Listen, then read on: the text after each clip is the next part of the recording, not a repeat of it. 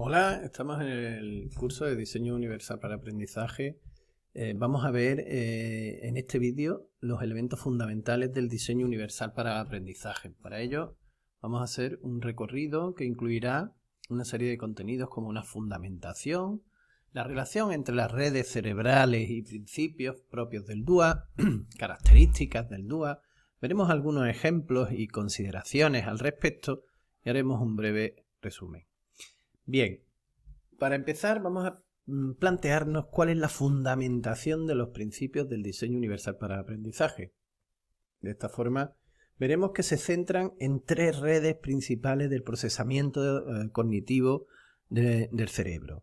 Las redes afectivas, las redes de reconocimiento y las redes estratégicas. Son tres redes que se ponen en funcionamiento para distintas partes, apartados, aspectos de la forma en la que procesamos la información. Y eso está fundamentado en las diferentes redes cerebrales. Así, por ejemplo, las redes afectivas hacen referencia a aquellas que se motivan e implican en su propio aprendizaje. Es decir, el alumnado utiliza esas redes para implicarse, motivarse, activarse emocionalmente ante un determinado aprendizaje. Además, las redes de reconocimiento acceden y procesan la información, es decir, son capaces de otorgar sentido a aquella información que se les traslada al alumnado.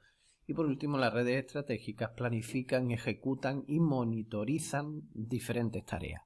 Teniendo presente esta perspectiva, lo que hace que cada red sea especialista en una de esas determinadas acciones, hace que nosotros podamos planificar adecuadamente nuestro diseño didáctico, intentando hacerlo más universal, contemplando la singularidad de cada alumno o alumna para perseguir el éxito de todos.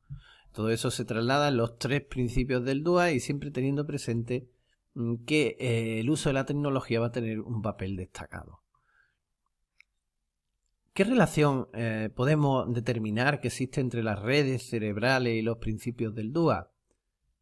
Bueno, pues esas tres redes de las que hemos hablado, las redes afectivas de reconocimiento y redes estratégicas, son las redes del funcionamiento cerebral a la hora de procesar la información. No obstante, aunque pueden actuar de manera parcelada, el funcionamiento del cerebro es complejo y actúa siempre con las tres redes puestas en funcionamiento. No obstante, es verdad que en determinadas partes del diseño didáctico, de las actividades que lo proponemos a nuestros alumnos o alumnas, pueden entrar en mayor funcionamiento o adquirir mayor peso cualquiera de estas redes.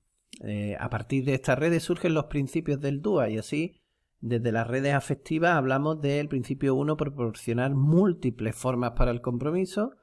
Desde las redes de reconocimientos se determina el principio 2, que nos habla de proporcionar múltiples formas de representación de la información y los contenidos.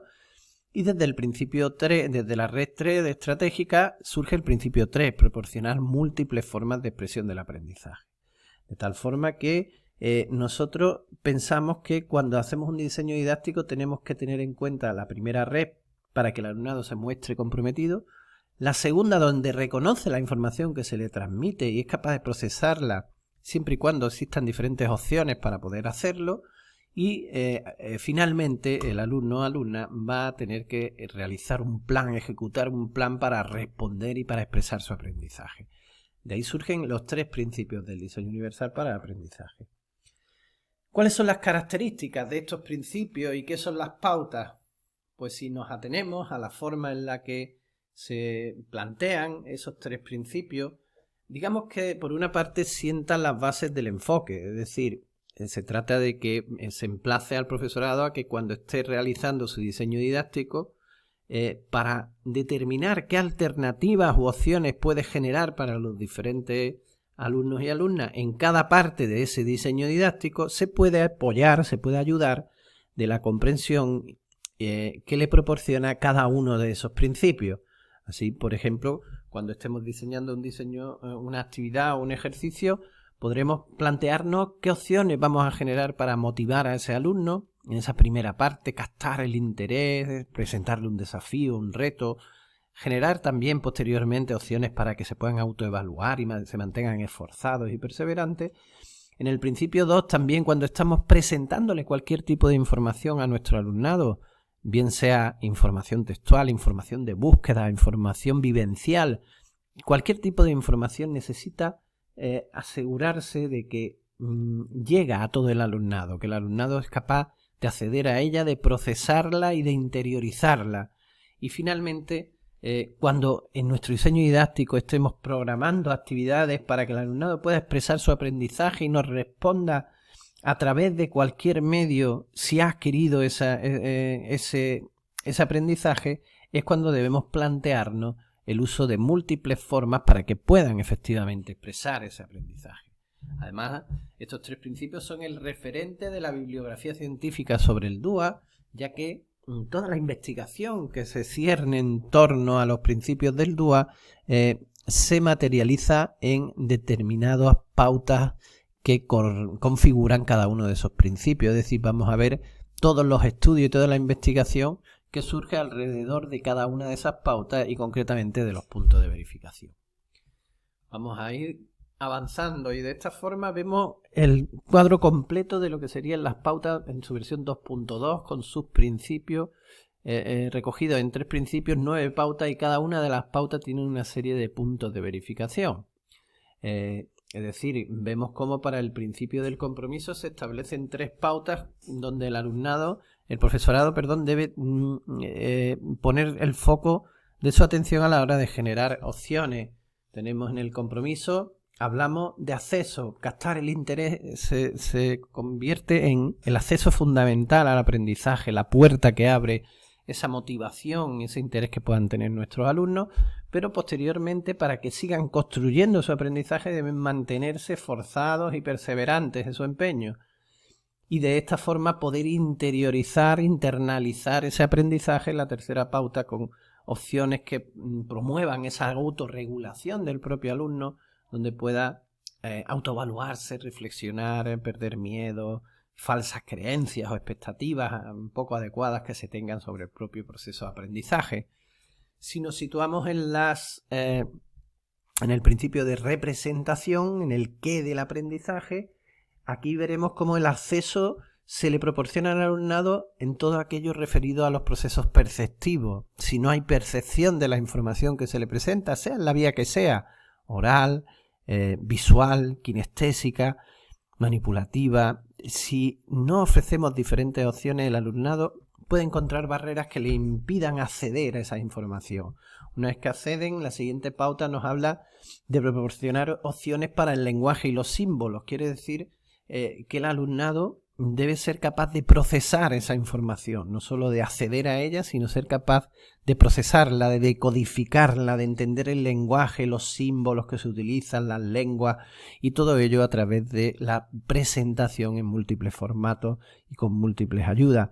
Y por último, eso nos llevaría a que el alumnado internalice esa información y la comprenda, la haga suya y sea capaz de conectarla con los conocimientos previos que tenga. Por último, en el principio de acción y expresión es cuando hablamos del cómo del aprendizaje, esas redes estratégicas que van a permitir que el alumno construya su respuesta y exprese todo aquello que ha aprendido a lo largo del proceso. Y para eso las formas de acceso nos habla de la pauta de acción física, proporcionar opciones para la acción física, es decir, vamos a permitir que el alumnado pueda responder de forma física, ese sería el acceso a esa respuesta. Pero una vez que hemos superado eso, la siguiente pauta nos habla de que establezcamos opciones para que el alumno pueda construir el mensaje que nos quiere transmitir en su respuesta. No solo en las formas de expresión, sino también en la de comunicar su aprendizaje para que podamos determinar el grado de adquisición del mismo. Y para internalizar todo este proceso de respuesta, de expresión del aprendizaje, el alumnado debe poner en juego una serie de funciones ejecutivas en las que pueda determinar sus propias metas, planificarse, establecerse objetivos, controlar los tiempos, monitorearse y todos estos elementos que se configuran en esta tercera pauta de la función ejecutiva. Como vemos, cada uno además incluye una serie de puntos de verificación que nos ayudan a comprender cada una de esas pautas, a darle más sentido, que nos ayuden a encontrar opciones y alternativas que minimicen las barreras que podemos diseñar en cada una de esas partes de la actividad. ejemplos de cómo llevar a cabo cada pauta. Pues, por ejemplo, vamos a apoyarnos en esta tabla en la que nosotros siempre vamos a vincular cualquier punto de verificación. Debe responder primero a una detección de barreras que se localizan en ese punto, es decir, por ejemplo, en este de optimizar la elección individual y la autonomía. Por ejemplo, barreras podrían ser aquellas como, por ejemplo, que no se le permita al alumnado elegir entre varias opciones que se acerquen a sus intereses, o que la actividad no presente ningún reto o desafío para el alumnado, o que no se empodere al alumnado para tomar decisiones sobre la actividad o tarea, o sean repetitivas, poco motivadoras o monótonas. En este caso, una vez que somos capaces de detectar las barreras a las que se refiere ese punto de verificación del DUA, estaríamos en disposición de poder proponer diferentes estrategias que las minimicen. Así, en esa elección individual y autonomía, hablando del interés, podremos ajustar el nivel de las tareas y de los contenidos en función de las necesidades del alumnado, ofrecer diferentes niveles de desafío que conecten con los intereses de estos alumnos, proporcionar premios, recompensas sociales, emocionales o académicas, o ajustar el nivel de las tareas y de los contenidos en función de las necesidades del alumnado.